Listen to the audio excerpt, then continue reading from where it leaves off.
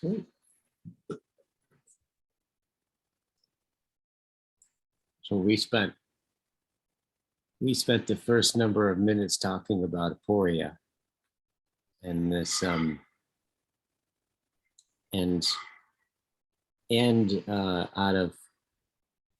out of your possible request, Sandra, to kind of go over the review what we're doing here, like kind of review the instructions, and then specifically there's something going on that you've been noticing about aporia in your reading of Kierkegaard and such things. Right. So you want to start off by just going over the instructions? It looks like you pulled them up, Daniel. Do you have the instructions in the document that you got open? What document? Oh, Oh, yeah, I do. Well, I'm not sure if I can share this. Document, actually.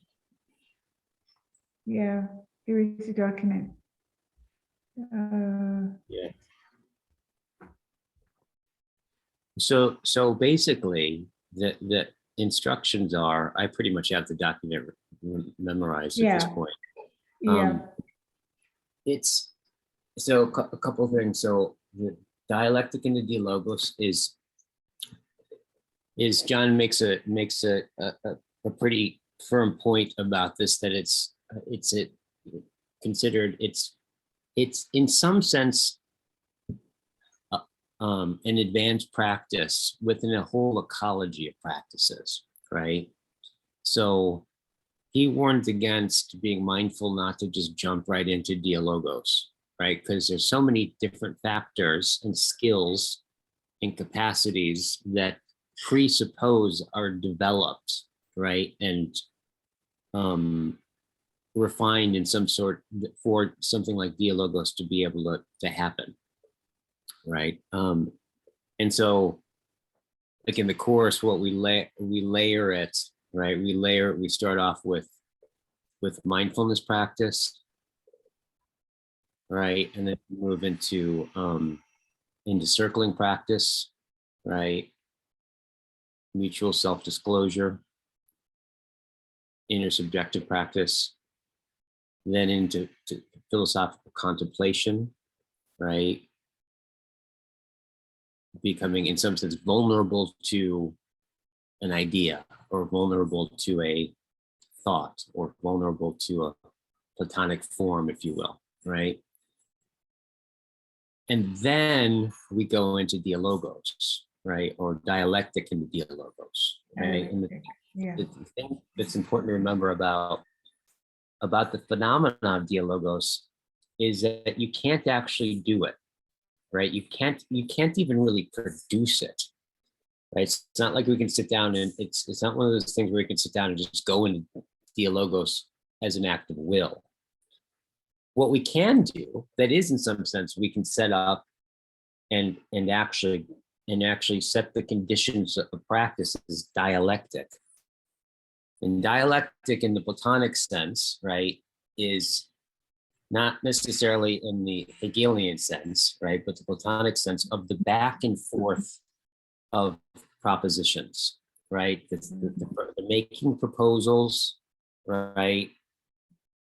Somebody presenting another proposal, those going back and forth into dialogue. And the idea with dialogos is that sometimes when you go into dialectic, you go into this back and forth, something catches, right? It's similar to like a garden, right? You can plant the seeds, you can tend to the field, you can give it fertilizer, but at the end of the day, you don't make the plants grow. There's just a certain kind of grace or miracle or something like that, that like you tend to it and then it on its own sprouts into existence.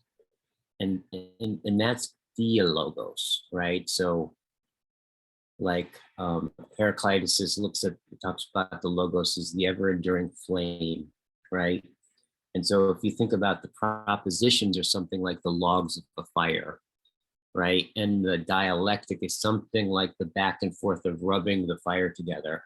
At a certain point, the logos, that's in some sense within the proposition, but maybe concealed, right? Or just like with a log, which is like it's fire kind of that's kind of concealed and condensed, right? But when you rub it together, it awakens and becomes alive, right? And that awakening coming alive is the logos. And that's that moment where what starts to speak us, right, is this structural functional organization, this gathering, showing, where it's something like we start to say things that we didn't know, right, before, like ideas open up and unconceal that no one knows exactly who thought it, right? There's this third entity, this third element that's greater than the sum of the people dialoguing. Mhm. So that's basically kind of like the notion of dialogos, right?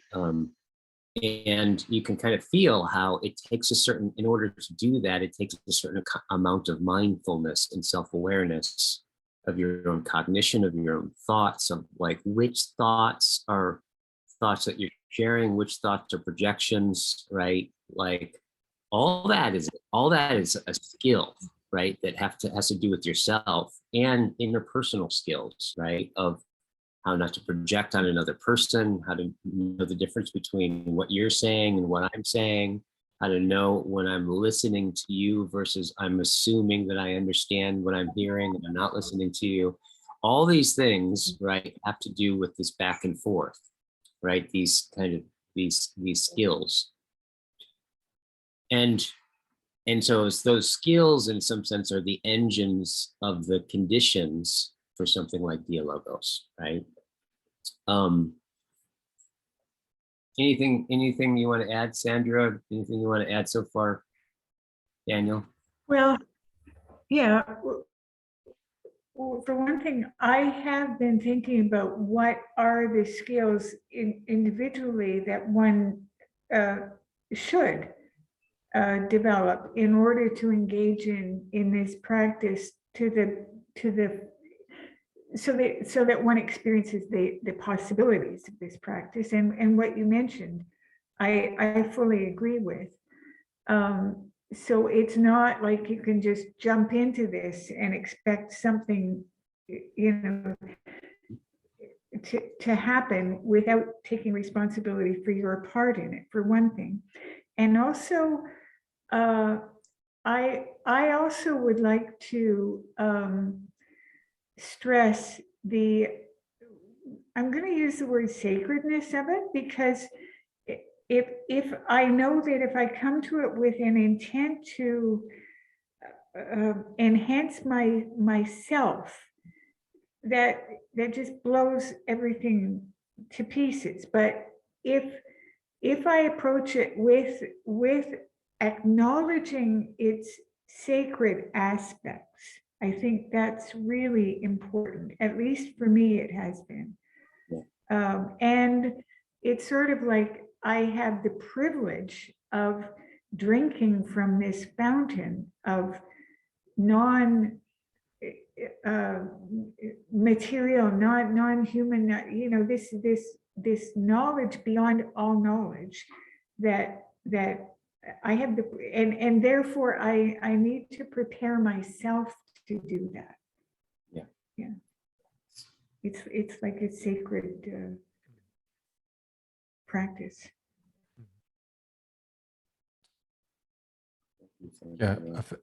Yeah, like I agree with everything you said, in the sense of that we have to learn the whole ecology of practices in order to do dialectic into dialogos successfully.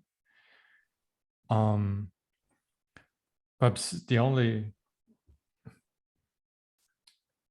now, having reviewed all of this, is there any, that's what I would like to know, is there any mystery perhaps?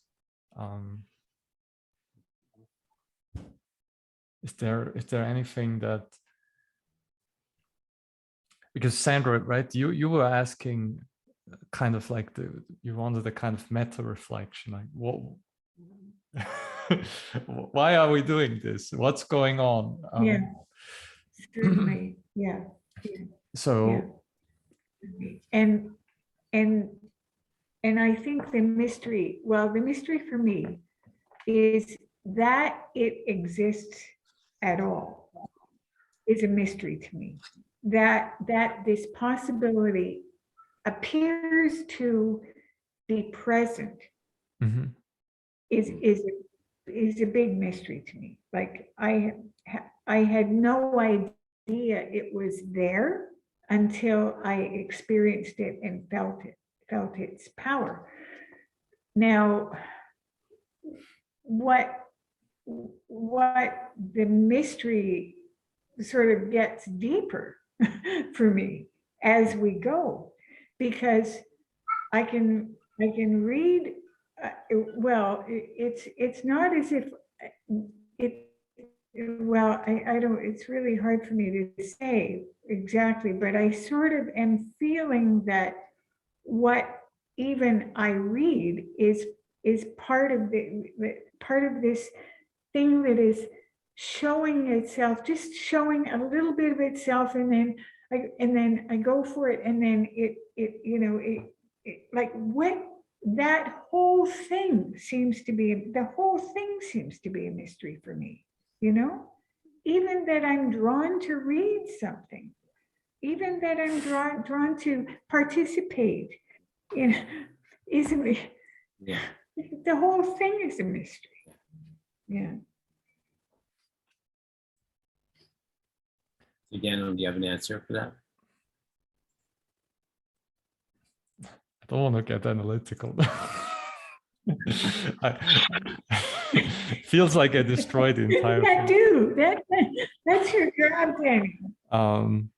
You have to get in. That's your job. No, I think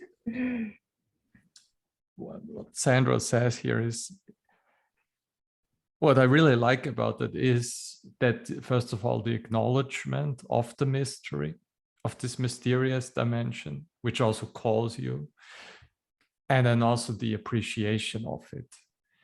Because that's really the big argument that John and Chris are making in this one paper on Dialectic-into-Dialogos, that this is a practice that should help us learn to taste or get an appreciation for this dimension, let's call it no-thingness, just this inexhaustible, infinite dimension, which kind of like envelops us all the time, but we usually overlook. And that's also then what you said, is that we are, so to say, we are kind of like with this strange thing that we are finite, thoroughly finite, and at the same time we have this we are called by the infinite, let's say.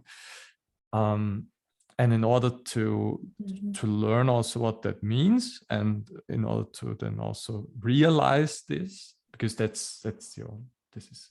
we have to practice realizing this continuously, then that provides us with kind of like sense and meaning.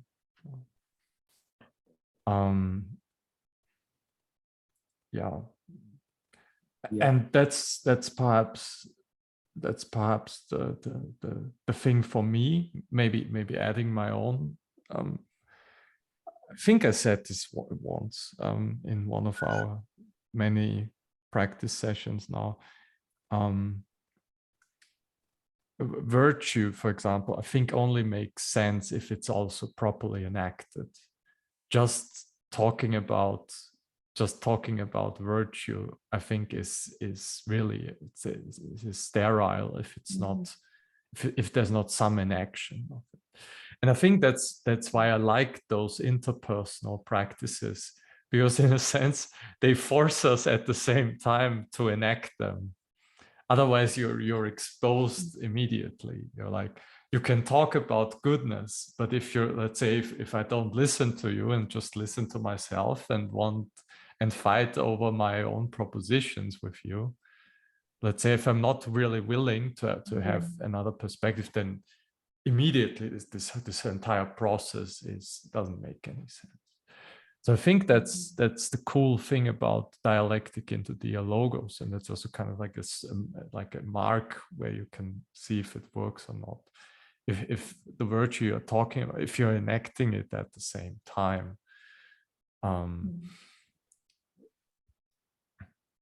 Yeah.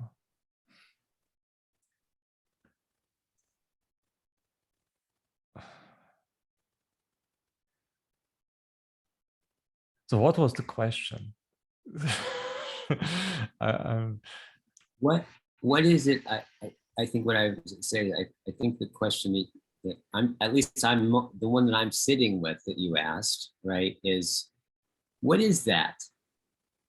Like that this even is, what even calls it this practice into existence in the first place? What is, there's something going on there that is. We can try to. So I asked, when I met Ivo de Gennaro, I asked this question. I just asked him about learned ignorance and stuff, because I think, and then he just said about, I don't, when you say reason or so, I don't know what you mean. And he comes always back to the main question is, does that which calls for thinking, does it want to be, is it in want of an acknowledgement, let's say by reason? Is it in, or do we have to find another response? Because this enigmatic element calls us to think it. And I think about it a lot. It's like, now how can we mind this dimension? And dialectic into dialogos is, as I say, one new attempt in getting in tune with this dimension, which you can say is again the logos, the forms, etc. I think that's, yeah.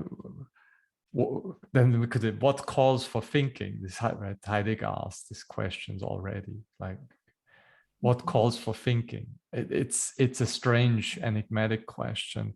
I personally think that all within an ecology of practice, those all are in a sense pointing to it. And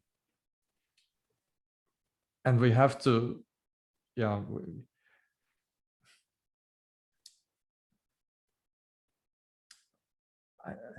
I think the interpersonal element is important. So it's not just I that see that. I'm not the only one who sees it or minds it, but we are collectively realizing it. Because then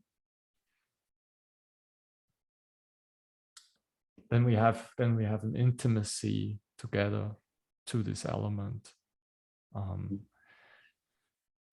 But this is always, I think, the question we can come back to: what calls for thinking, and then what response does it want from us, this invisible element? Because if we don't,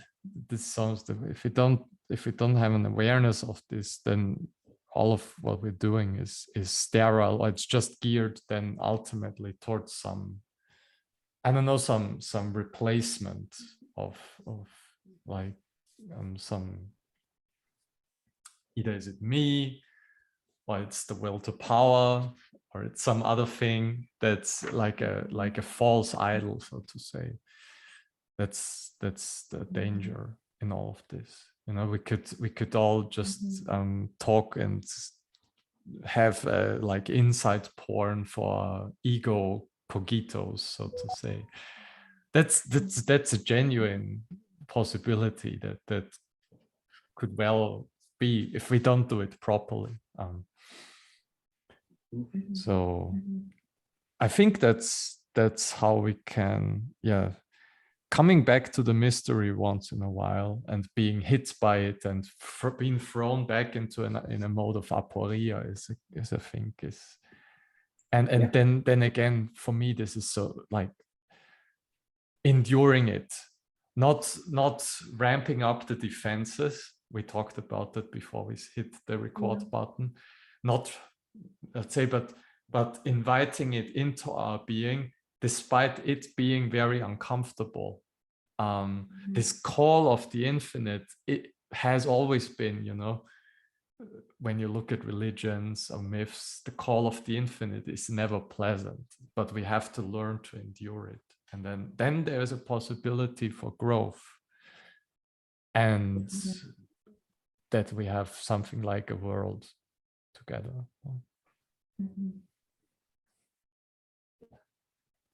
No, I talked way too much. So, Daniel, I want to ask you a question, because at one point you said that this, I don't know exactly how you said it, but I took you to mean that you said that this gives us, we make sense through this, that this is making sense, right? And Giving is what he said. I kind of thought, like, I'm not sure if it's making sense for me. It's because sense where sense is, I think we would have to clarify sense. Sense is like a spaciousness where then things can, I'm doing this.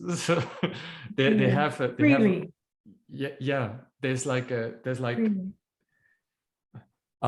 so perhaps sense not making sense, perhaps in a kind of propositional way, so like it fits, but sense is Sinan, the old, I've read this, sense is something like it has something to do with ways, I think, I'm not sure, but sense is like the way giving element, the element that puts you on into a direction, and then also it orders things, so to say.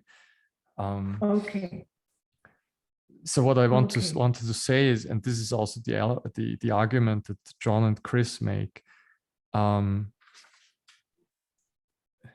could confuse the inexhaustible element if we are not used to learn what it is. Then we confuse it, and it's just like this privative nothingness. It's just possibilities despair, basically. So it throws us into a dimension where we really don't know what to do.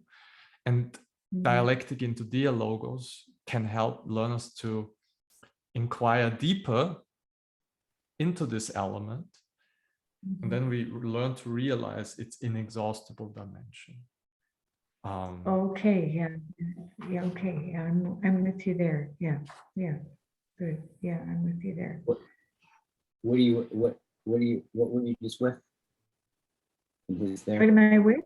Yeah. Well, when he first used the word sense, I'm thinking sense in the terms of grasping something. Now I figured it out. Now I know, right? But this is anything but grasping for me. And this, and when he's talking about opening up the space and also the opening up the space with the presence of others who are participating, giving it that dynamic kind of quality of expansion. If that in that use of the term sense, I'm totally with him there. That's because for me the real beauty of this is first of all, the constant acknowledgement of my stupidity in terms of sense making, because whenever I think I've figured something out, I know that's, but so the beauty of this is the openness with which I feel we can explore together and attempt to attune with each other despite our failings. And, even when we come to a state of aporia, which is, I find it more and more interesting, this not knowing, not knowing is kind of, it's really neat, Mm. it's really, really it's really full of life. Yeah. The question that you had was, how I heard it was,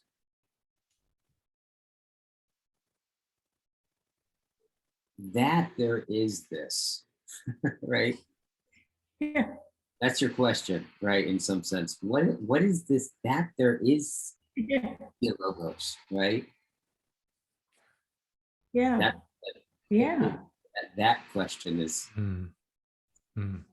if Yeah. we say, like one of the things we can, I think we can ask is, hey, well, in that question, right? What is already understood in the question? And I think there's something, that there's something about your reverence for not knowing has something to do with what's understood in the question. And just to give to bring something back that we went over at one point, like a month or two ago. Yeah. The way that Eckhart, in one of his sermons, talks about how Godhead, right, in some sense makes itself known, right, in the soul, is it lets the soul know that it is without, with my green screen.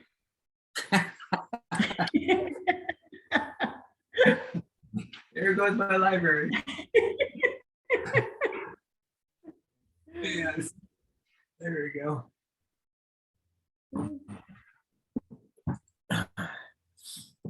The true despair reveals itself. The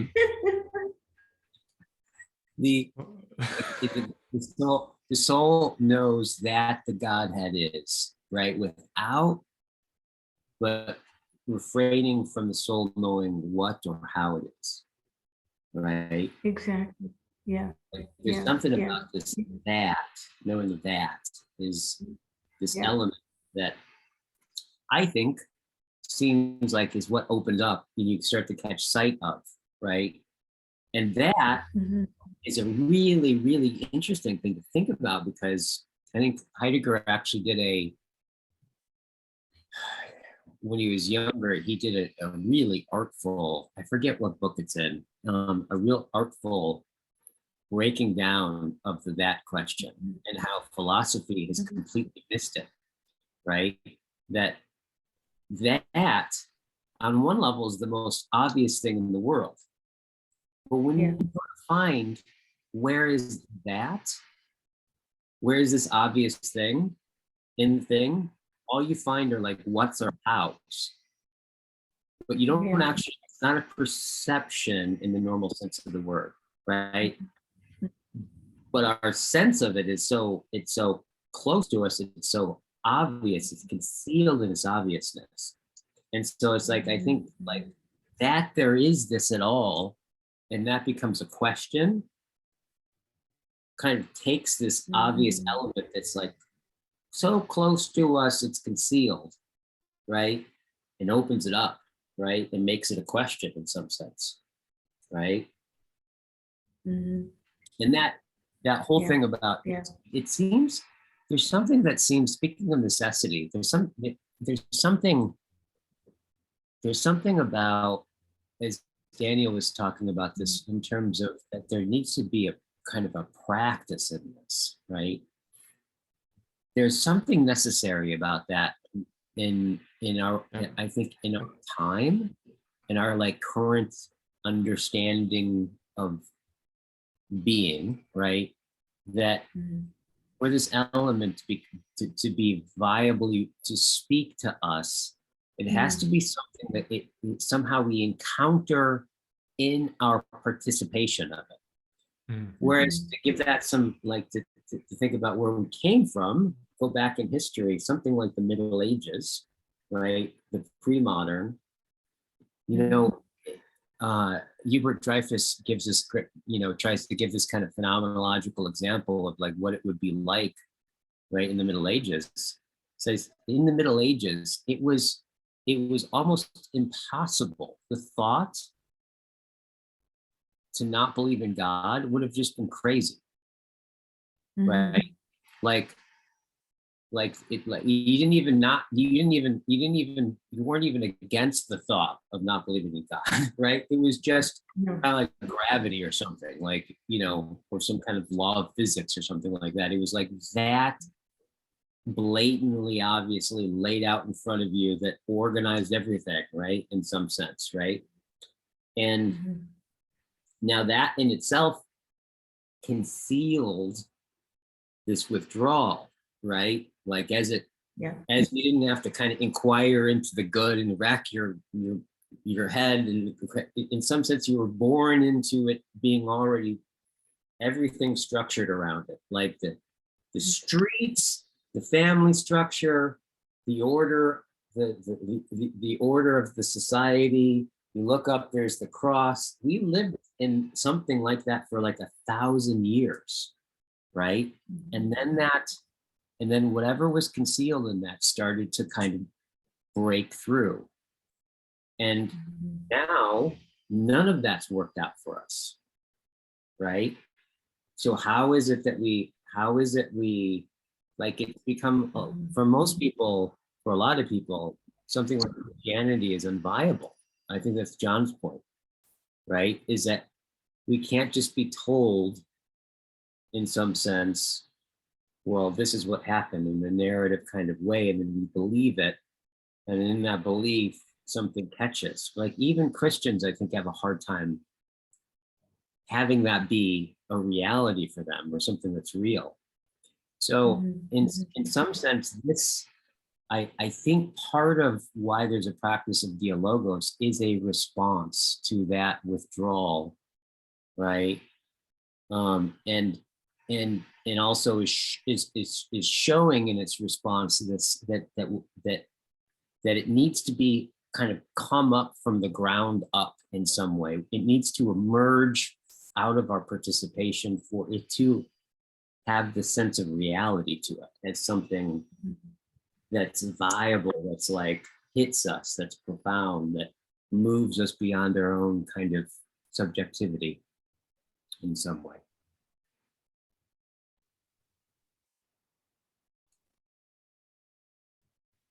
And when you bring up the historical piece, as we've moved through the medieval, as we move through Greek and then early Christian and then medieval and then post-scientific revolution and now into whatever we're in this week, the whole movement of this, of our global awareness is changing and moving away from all the things that sort of prevented us from stopping and just opening our eyes and being with each other as we are, and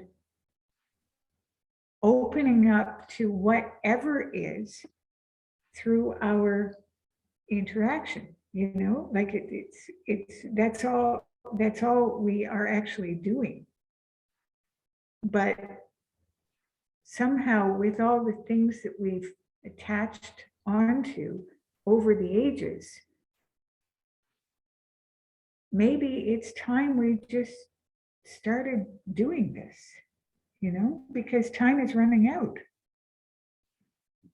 Yeah. Yeah. We can't play around anymore. Yeah. You know, this is serious shit. Like 1,000 years ago in Europe, if we tried to do this, right? First of all, it probably wouldn't have even been intelligible to do it, right? On some level. But it definitely, Yeah. if we did do it 1,000 years ago, it definitely would be heresy, right? To bring into question. Oh, Yeah. Question would have been heresy. It would have been just like, why would you do such a thing on some level? But it shows that there's there's a big difference in our time, right? Our understanding, such that these things that used to be heresy are the very things that we need to, in some sense, we need to approach as a question. Yeah. You know? I mean, my attempt maybe to give one also aspect to this is, I think that it's not just that, you know, the historical periods are different, the kind of sense of the worldview that we inherited, you know. Yeah. This was like world of antiquity, then we entered in Christian world. I personally also believe that it has also human awareness itself changed. So that's too, like human spirit itself moved through changes. And especially after, you know, with Kant, Nishitani, for example, argues that with Kant, with enlightenment, kind of like human subjectivity really enters into kind of climax, realizing also its own dignity in a sense, and then coming with, you know, enlightenment values and so on. But then we kind of like went through this rapid this kind of like stream in the last 200 years and now it has collapsed. now subjectivity is fragmenting and into pieces and little things, and that in itself gives a completely new necessity to this entire process, because we are so broken even as in our awareness in as subjects, let's say. Sure. And our ability to think even. Yeah. I mean, even, you know, small things like, you know, even making just, you know, acknowledging reality is difficult for many people. So just because when you when you're traumatized or when you are addicted, so you cannot even just acknowledge reality. So we have to learn even that. So and we could say then even that in itself points us perhaps to peculiar necessities that this age brings forward, including the entire, you know, the doomsday thing, because because science just speeds into progress, and we just, you know, we just create ever more powerful ways of controlling and steering and this, I mean, also observing nature, but also controlling and steering it for our own purposes.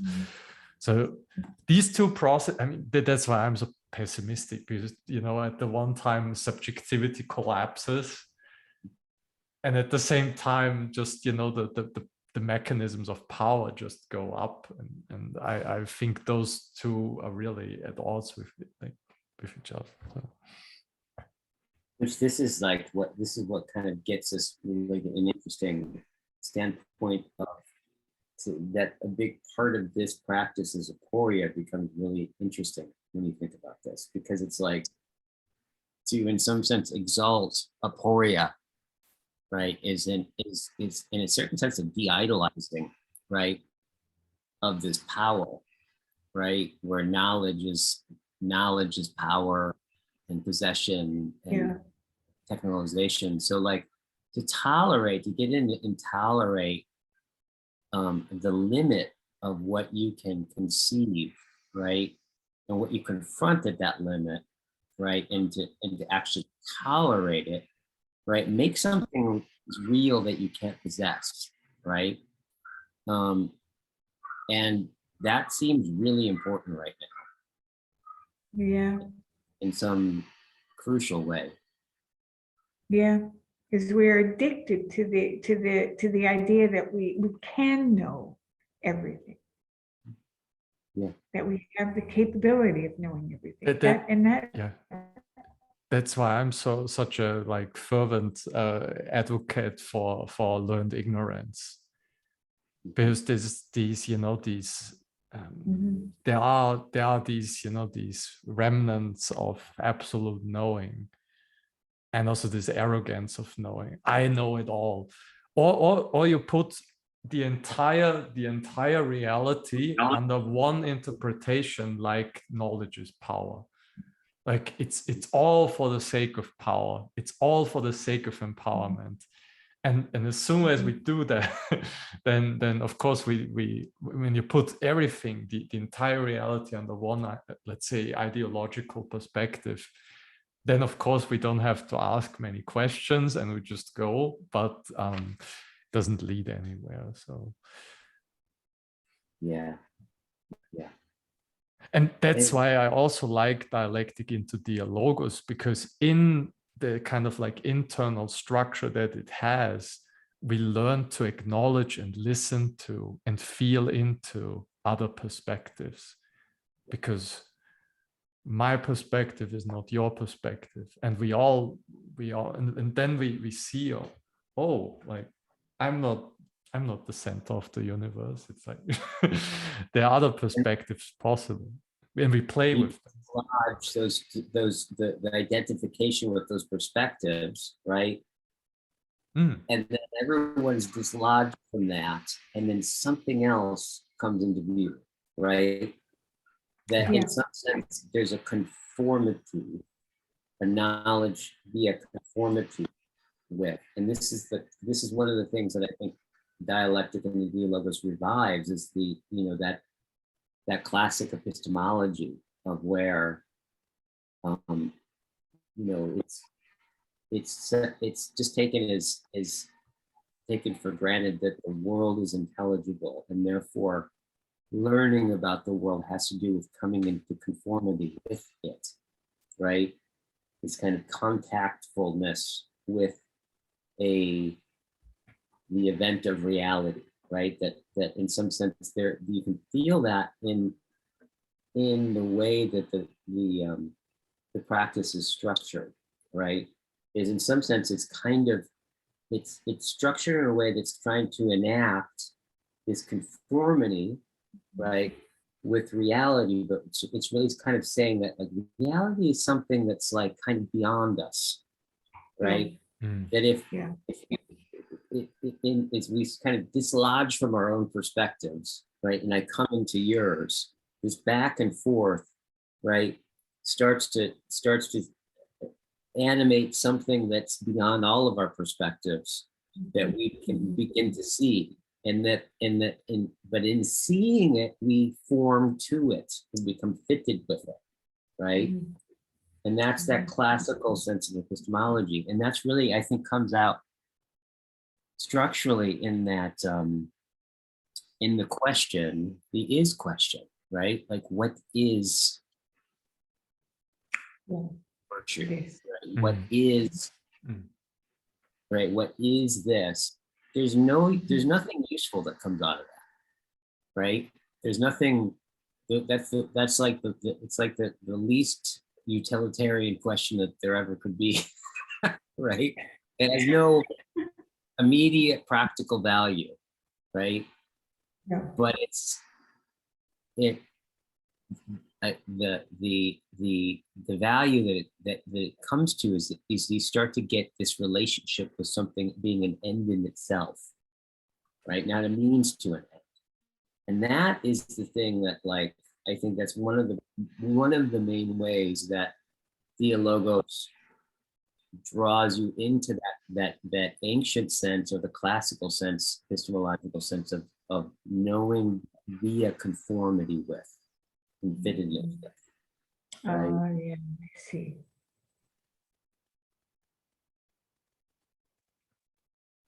And also I'm thinking the benefits that accrue in life, if we do this practice. Now, we've been doing this for 4 months, approximately, I think, give or take. And I don't know what, if I were to write down what the benefits are, but I have noticed,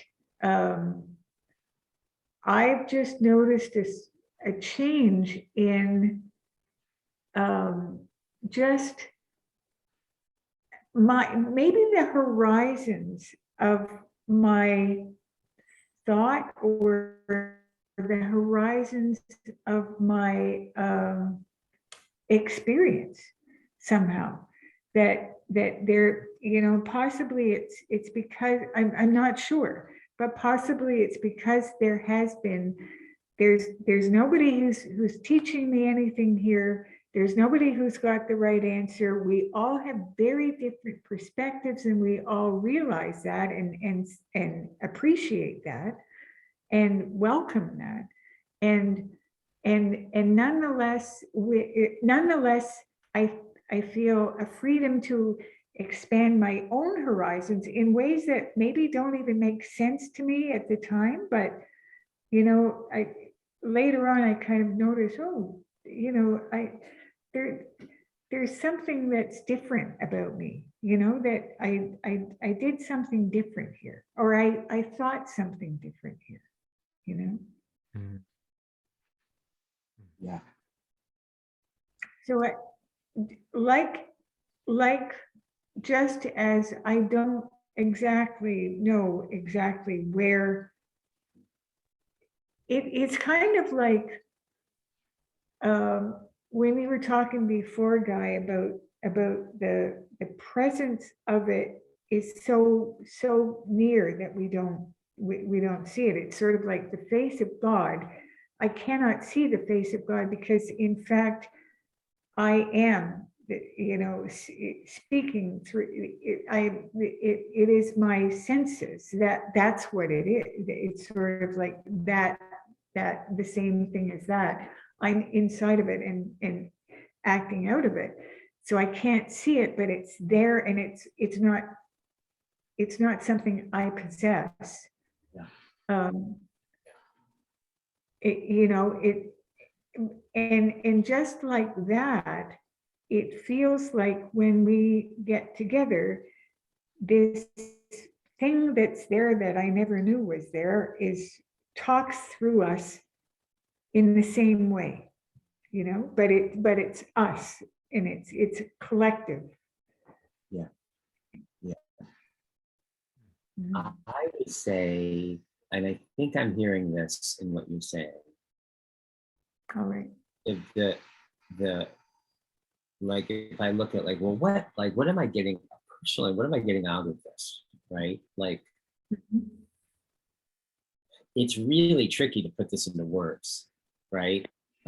It's really, really tricky to try to put this into words, because it's precisely that is tricky to put it into words, is in some sense evident to what I'm getting out of it, right? Like, Yeah. that I can Exactly. feel something that I don't quite have words for, that Mhm.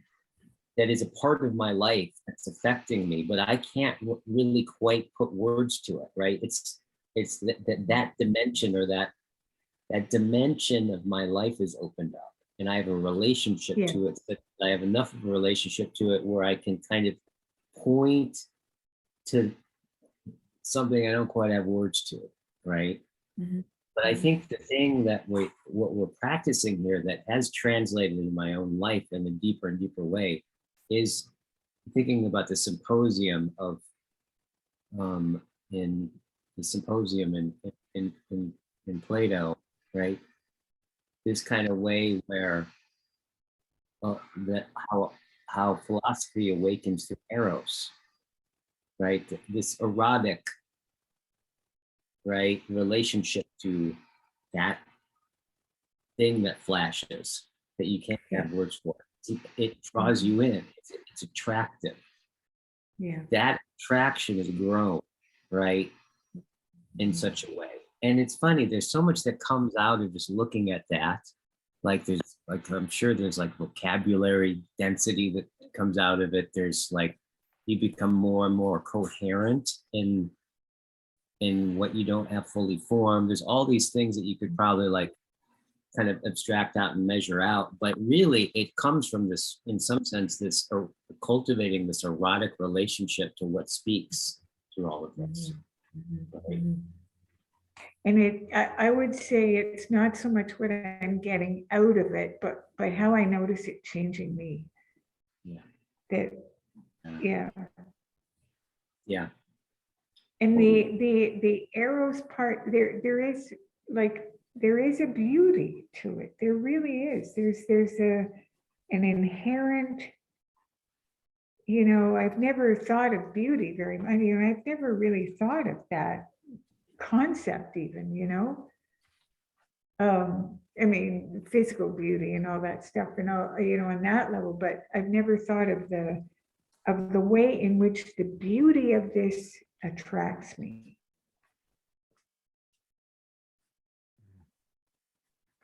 That eros. Yeah. I've just And gone. yeah, and there's an excitement as well. There's a real, surge of, it's just so, I appreciate it so much. Yeah. I love the way you just spoke eros and beauty together.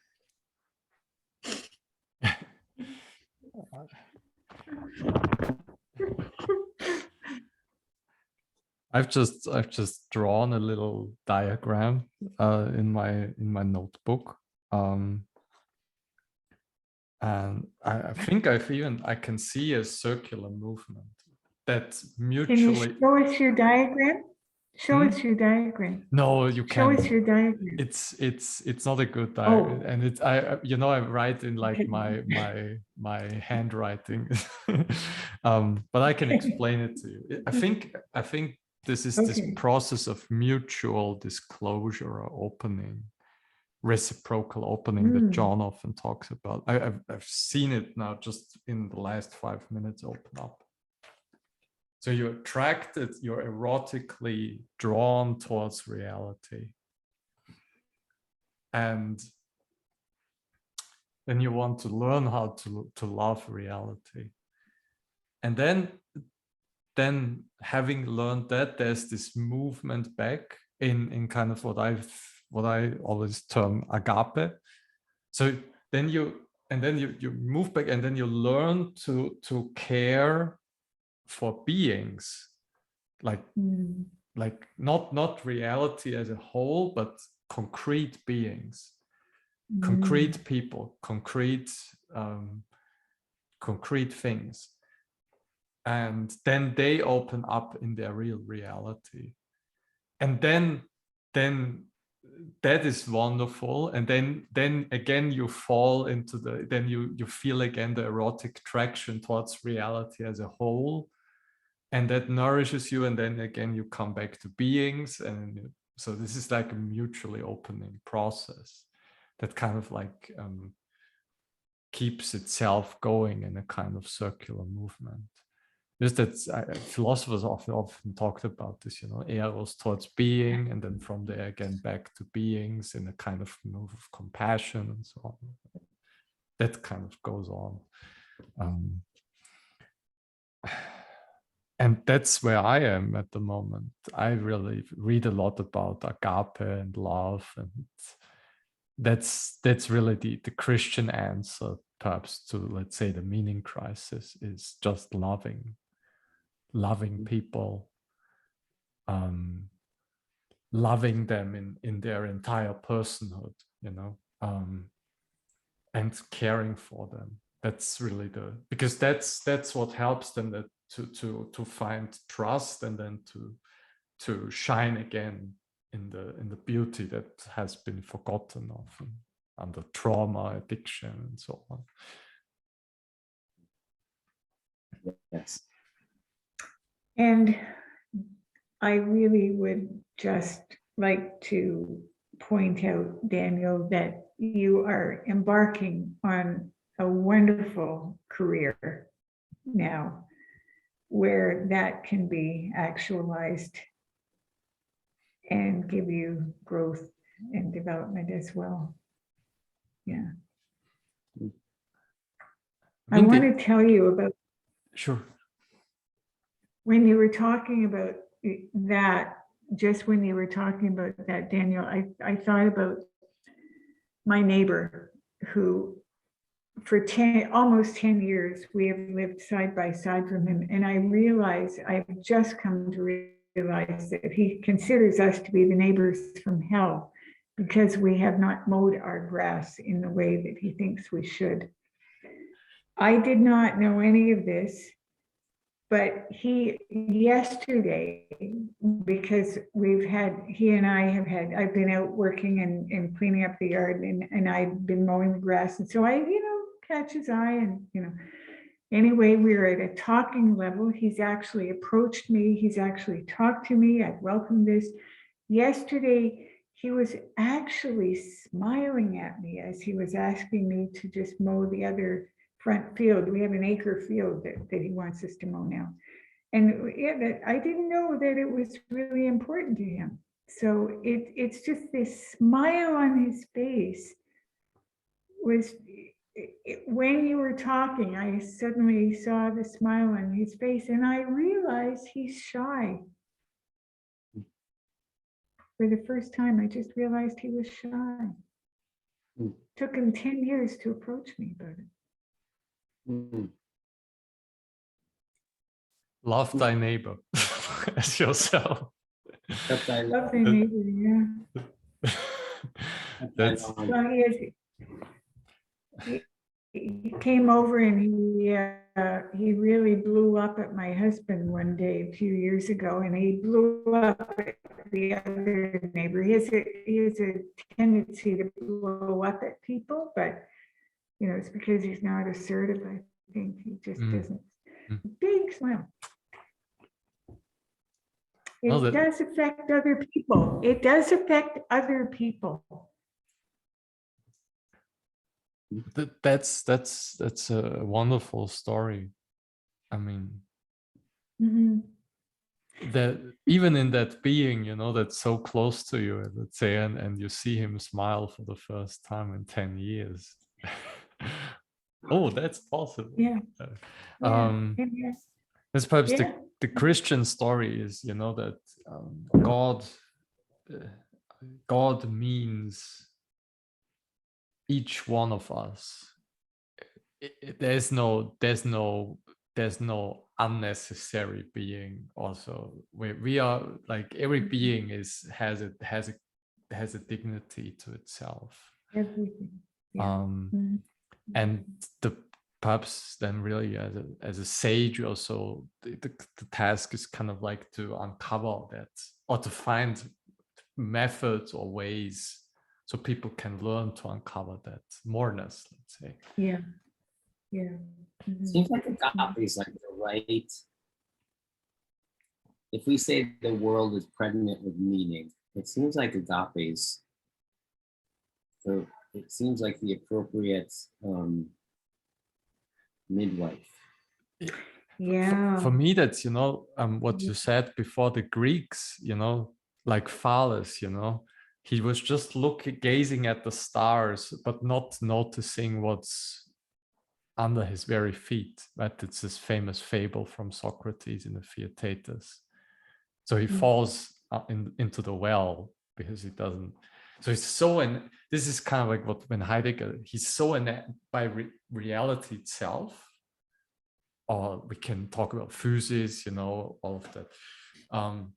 Just that that he did, and then perhaps in the more, that's why I said, you know, you first fall in love with reality, and then you go back in agape and have really love and care for, let's say, practice, but let's say concrete things, concrete beings.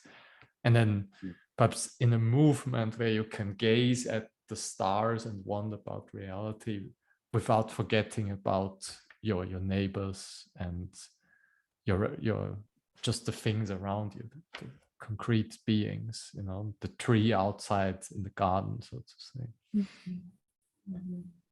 Yeah. And there's something like, it's like, see that, you would imagine for that whole cycle, that kind of, in some sense, this autopoietic cycle that you just described, this element of it's like, and this is what I think Dialogos really does in some sense, is it keeps open this element that's withdrawing, right?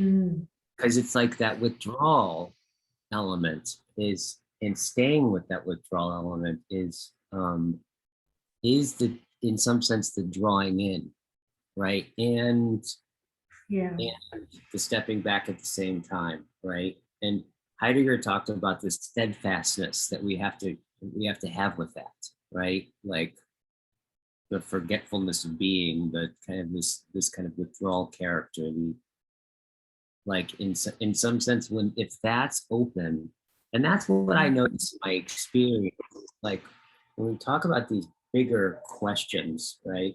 These ontological kinds of questions, we go into them in a way that's hard to put words into it. It's like all the particular like things in nature and the bedpost and the little interaction I have with my son glows with something, right? It glows with something. But there's something about these deeper conversations that lets that withdrawal become the thing that we tolerate, right? And we abide by. And there's, I would imagine that's that element that stays open, that when we then come back into sentient, right, concrete reality, there's that shining forth, right, in that agape love that you just described. Yeah.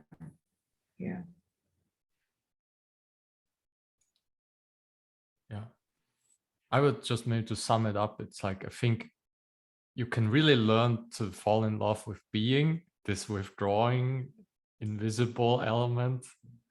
That's, I think, the Heidegger and the Greeks are really good.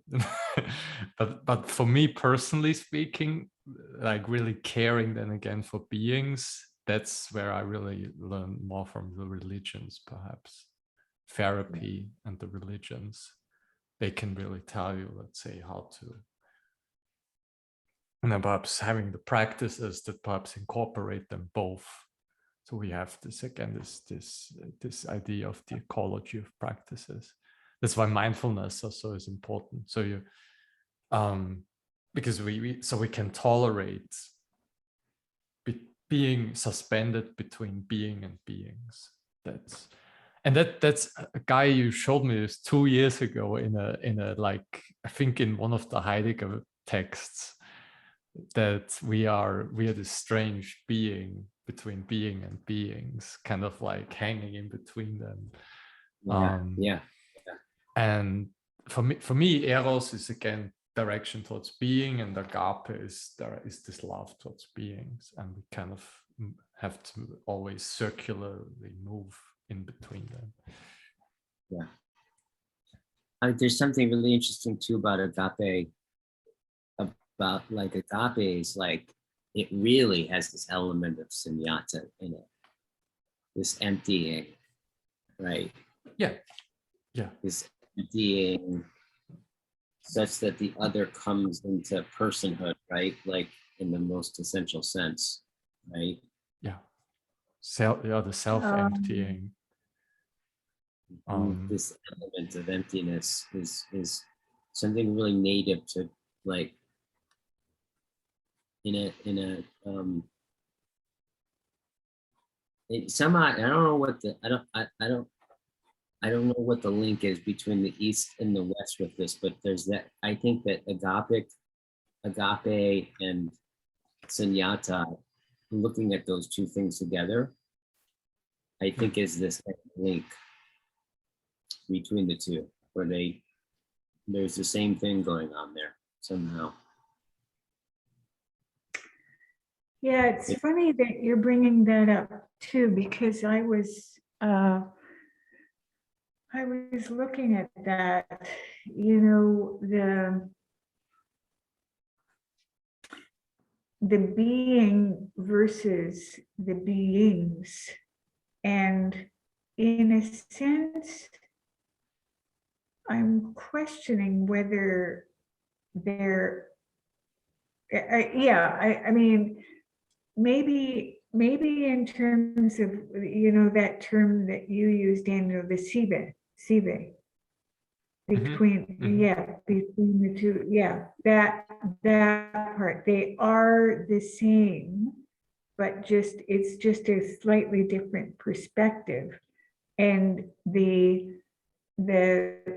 that intersection there is, it's not a separation. It's not a, you know, a difference in a real difference. I remember once when, I don't know if I told you this, when I had done a 10-day silent retreat, and I was in the Atlanta airport, and all these people, it was really crowded, and all these people were walking by, and I looked up and I literally saw them all as Buddhas. Every single one was a Buddha, which was not a fully formed Buddha, you know, a Buddha in whatever they call that, a Bodhi, right? In formation, and all of their differences were absolutely perfect in what they should be, but they were all Buddhas. I was surrounded by them. And I had that once before, after retreat before, but it was, you know, it was sort of from afar, but these people were really close. I mean, really, they are, you know, and I thought, it's sort of like with my neighbor, you know, like, it's so clear that he has always been who he is. And I have had I was aware that it was a very limited, restricted perspective on him, but I had no clear sense of his actual beingness. You know, he was just sort of a figure that I pasted on the wall. No, but that sense of his actual beingness as literally a part of being itself, you know, like it's sort of like, I don't need to look up, you know, versus out. I don't really need to. It's all here, you know. I don't need to closet myself in an attic for 10 years and sit in meditation, you know. It's all here. It's all us. You know? So it was that seeing of the neighbor,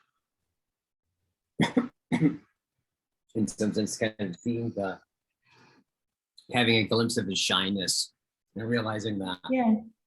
What I heard you say is basically like that glimpse, in some sense, you just saw his humanity. Yeah. Right? And you saw humanity with your own.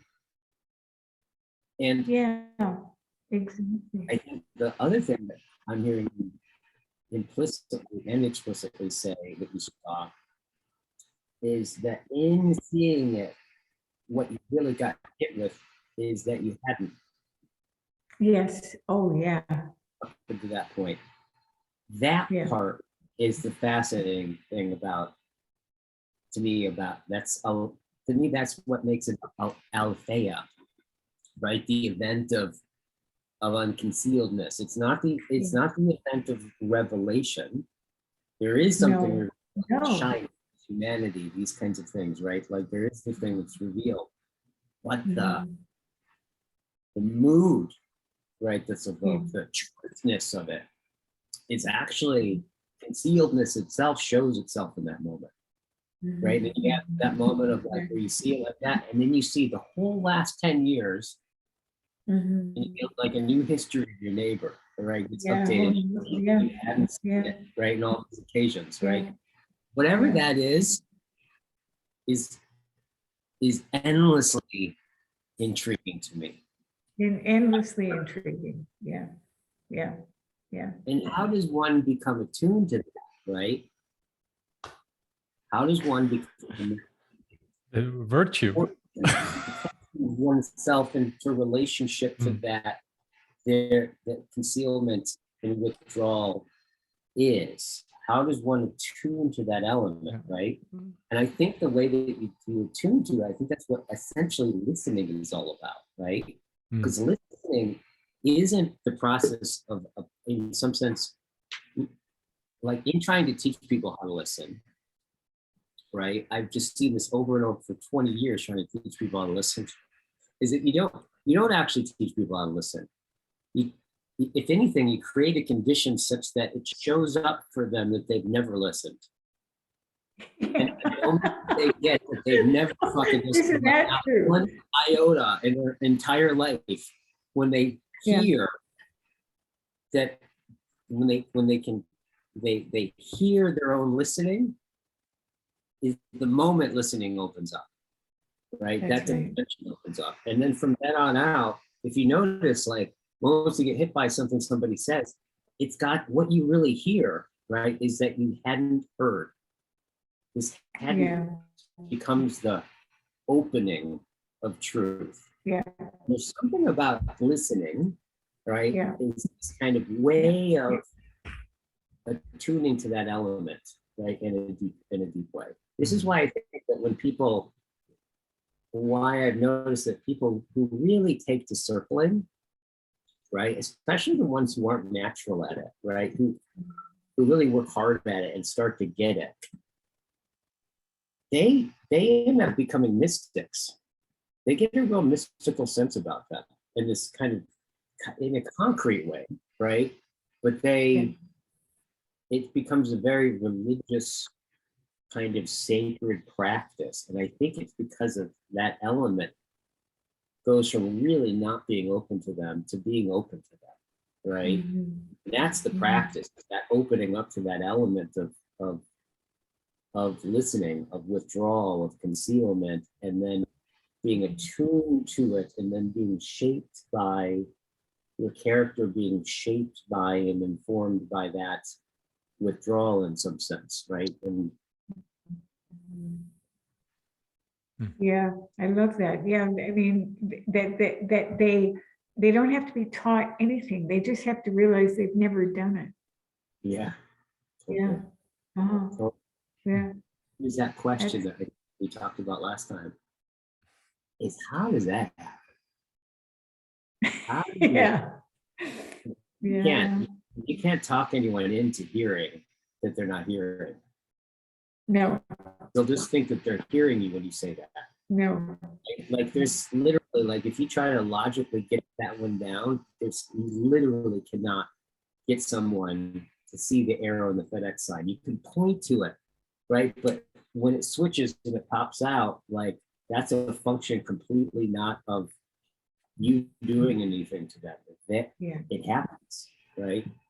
Yeah. How that dimension, what's going on there is like incredibly mysterious to me. Yeah. Yeah, it's amazing that it's still there after all this unawareness of it. It's amazing that it's still there, that the possibility is still there after years and years and years of never listening to anybody ever, including themselves, right? Yeah, totally. And then even to this day, if it paid to like when I really had this experience of hearing somebody or getting something that I hadn't gotten before, even if it's brand new, like it's totally brand new, it's got this element of like, oh shit, like he was right in front of my face. And I had like, it's like fucking invisible in plain sight in that sense, right? Like, exactly. The attunement is this. The attunement is just being, in some sense, awareness is too conscious of word. In some sense, abiding by that dimension is always the case, right? So in some sense, I think there's this way where the practices is, I think this is what phenomenology really is, especially hermeneutic phenomenology, this kind of sense where there's this kind of awareness of that what you're knowing also is in the process of being transformed and something slipping away, right?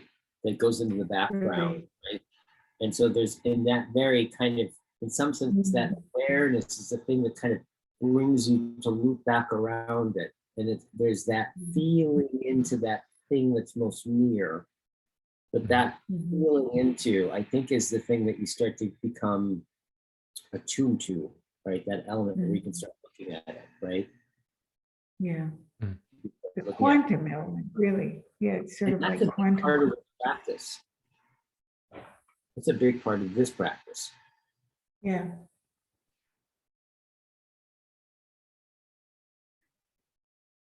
I read a poem by Rilke the other day, and it's about listening, learning to, it's about listening to the world and to things.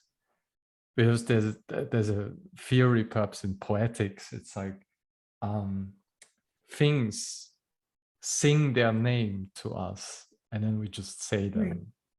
And the job of the poet is, so to say, just to really learn to listen to what, let's say, things are whispering to him or her into their ears. And I think that can also be applied to other human beings. When we really learn to listen to them, then we learn to acknowledge their suchness, and together with that, this withdrawing element, which always keeps informing their personhood and their perspectives and so on.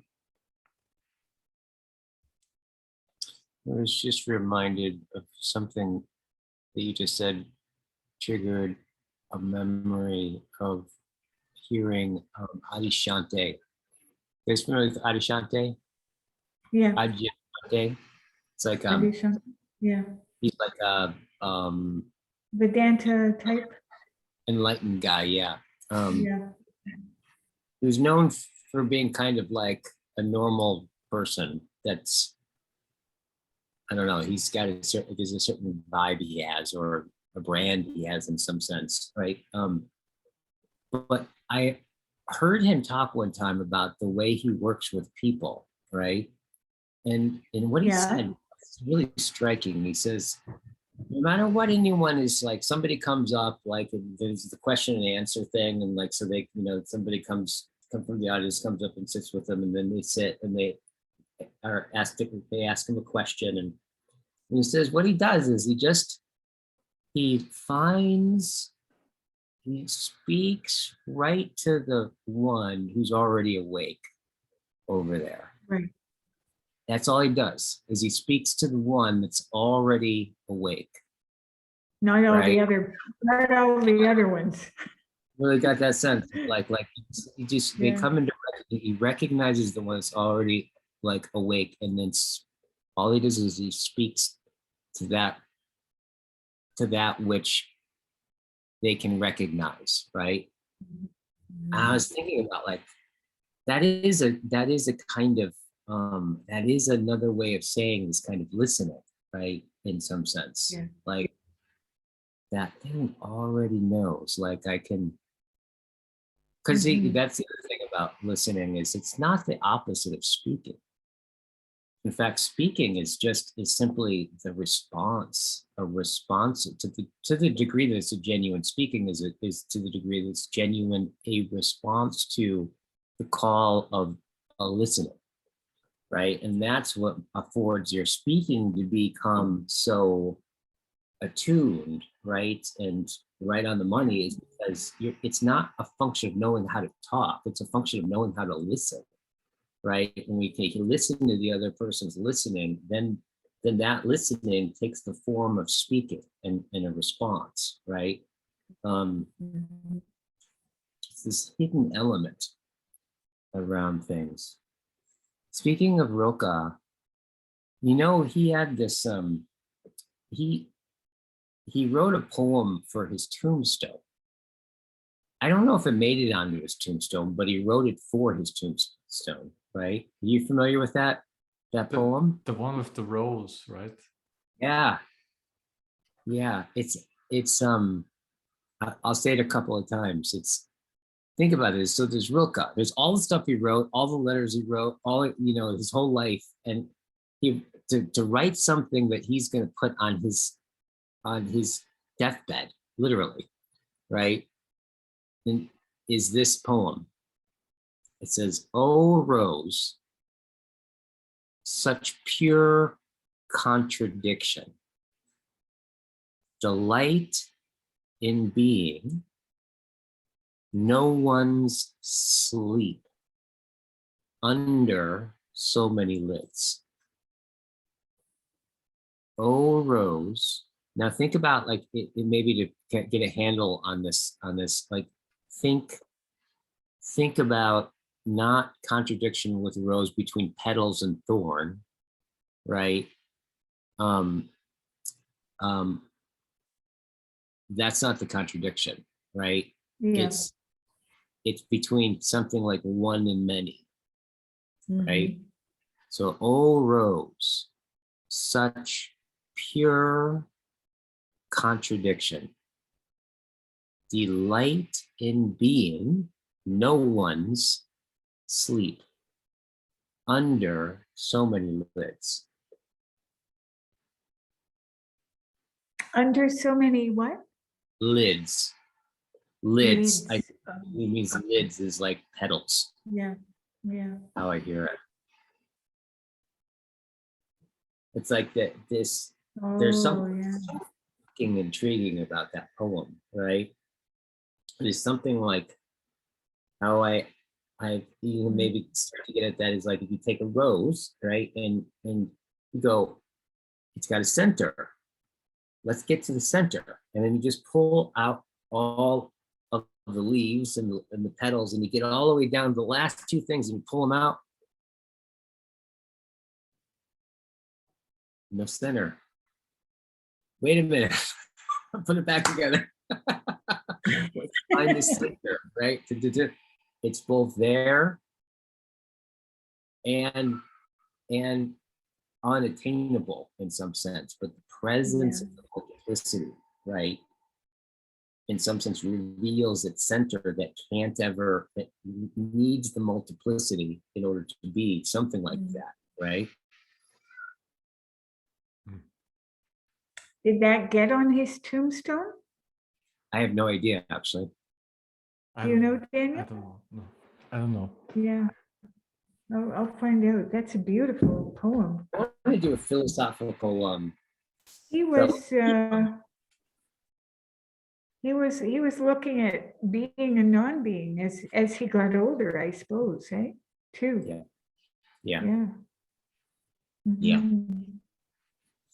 I mean, there's that whole the Dueno eulogies, right?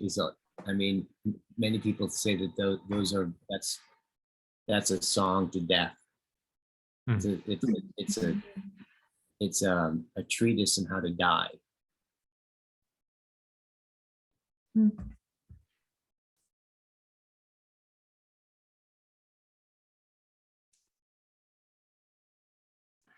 yeah, these German.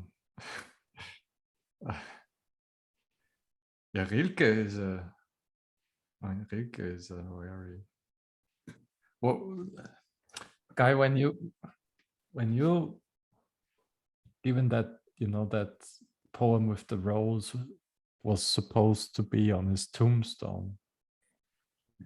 What does that tell you about us? What does the poem disclose about Dasein? being and not being and non-being, and the schism between it. Well, it discloses a lot, doesn't it? Yeah. That it should be a rose too, not, I mean, And there's a dramatic truth in it, right? Mm. That it's on his tombstone in some sense. That's the thing I sense, right? Mm. That it's kind of like the way that the dialogues and Platonic dialogues aren't just the content of the exchange of the interlocutors, but is as much of the setting and the drama, the dramatic scene. In some cases, what really kind of contains the thing being said, right? I have a feeling something similar going on with that. I think that's one of the things that intrigues me about it, right? All the things that he could have put on his tombstone or wanted to, that's what he wrote, right? That's, first of all, I mean, that's an achievement to kind of like have a poem, like 3 lines, and you have all the drama packed into like, because when it's on the tombstone, it's could, right? It's about life and death, being and non-being. So the entire drama of existence. That would then be a good poem, I think, for philosophical fellowship. So we can dramatically enact whatever and unpacks, so to say, within the drama what is compressed into the poem. Yeah, I think that would be a good exercise. Totally. he wrote it 15 months before he died. Mm. Oh wow, yeah. Yeah. Yeah. So he was facing it. It really does kind of like, in some sense, that man, if there's anybody that was a tortured soul, man, he was. Like, he really went through it alone, most of it, right? In this just in turmoil, right? And such, man, did he articulate it like no one else could. He's almost, it's funny, he's not studied a lot in, like, apparently he's not studied a lot in college, right? Or in poetry. And one of the reasons is that no one knows where to put him. Like on one level, he's like a deep classical poet, right? On another level, he's like a romantic. On another level, he's like a completely postmodern poet, right? Like, is it Natalie Bridges, that strange novel he wrote is like so avant-garde and like postmodern. It's unfathomable, right? And then you have the, yeah, he occupied some place that some in-between place that you can't put him in a textbook somewhere, right? You can't place him. And there's something about that poem that draws you into this kind of something like the contours of his life, like what you just said, right, Daniel? He packed all of that lifetime of drama into these 3 lines, right? Yeah. And you can imagine thinking about that for eternity, right? And never getting into a settled place, but then something being shown in that unsettledness, right? That gleams, right? And I would imagine maybe that's the death part, right? That thing that shows in the unattainable center that needs the lids, like even from the standpoint of, you know, a pure contradiction. There's one contradiction, right?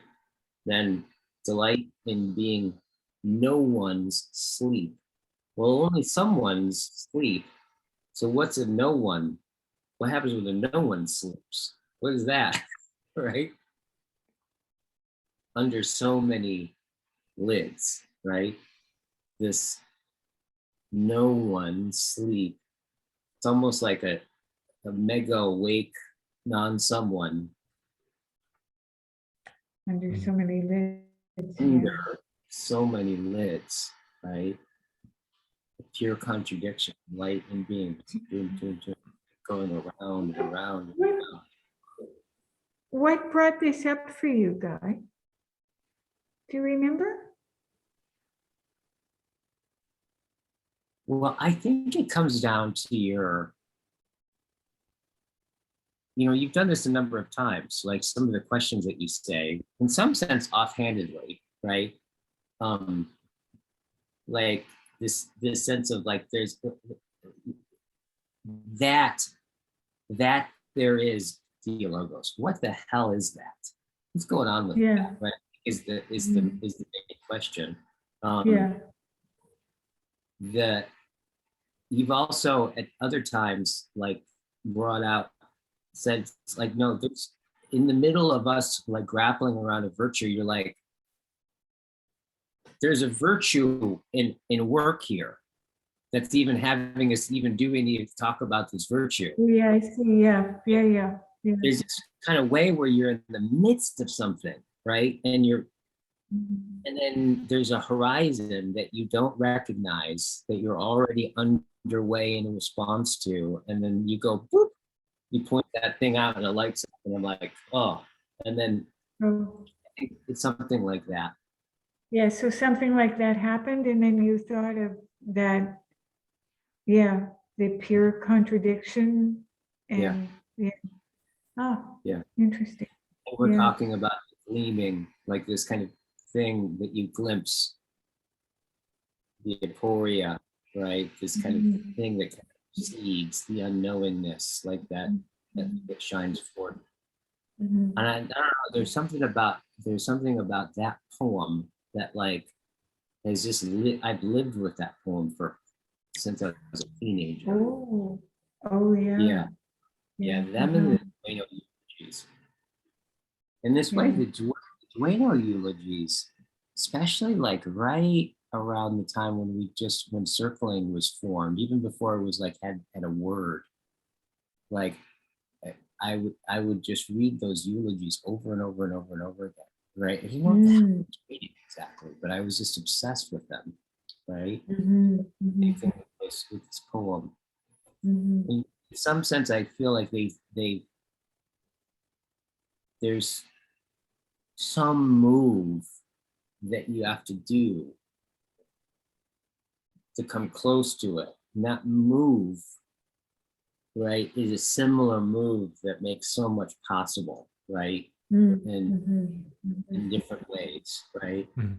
But it's really necessary that it, in some sense, stay hidden, right, for it to somehow do its work, right?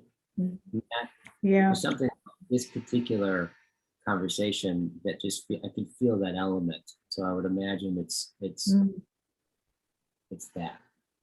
For me. Something like that.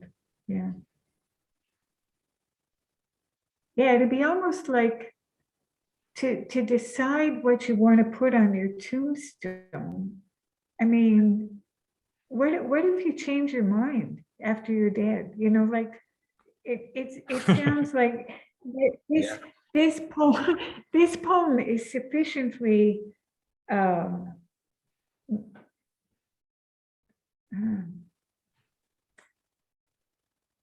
obscure, inconclusive, not graspable. I think that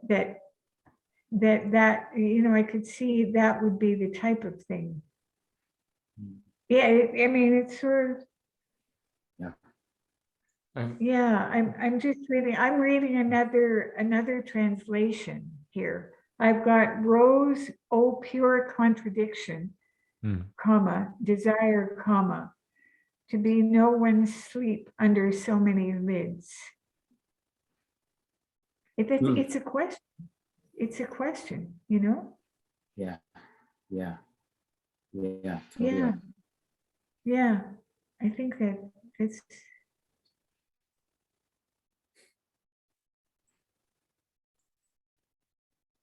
Even the multiple ways it can be translated are telling. yeah.